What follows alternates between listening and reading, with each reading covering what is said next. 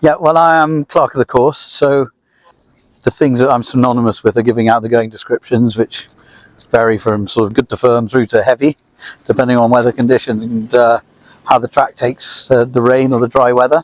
And then I'm there to oversee the ground staff in the layout of the track, positioning of hurdles, movement of rail, and then on race day itself, it's liaising with doctors, vets, paramedics, the stable yard, and sort of orchestrating the whole thing like a conductor, based up on the tower in the middle of the course where I'm watching for any incidents that might occur, and then I can relay that information to the doctors and vets if required.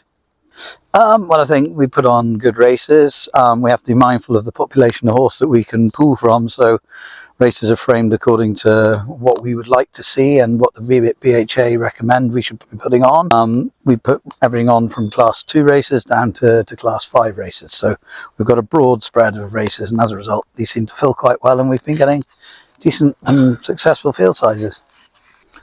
Well, I think Cartmel is like nowhere else. It's unique. I mean, some horses will go on this track and some won't. It's very much a horses for courses track. If you've got a horse that likes speed and going around tight corners lots of times, then this is the track for you.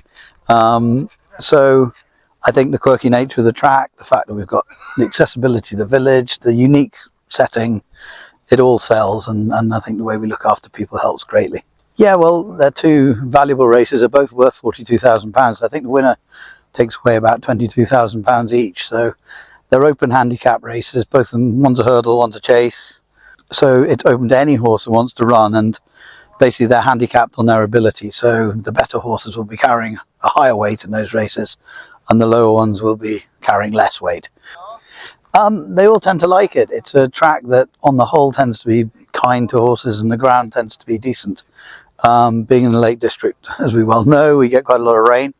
We have a lot of rain in the last few years. We've had a fairly tiresome lead up to this year given the dry conditions, but overall we produced a nice safe surface. The fences jump well, and I think they picked the right horses for the right races, and horses they know that will cope with the quirky undulations and twists and turns of this particular track.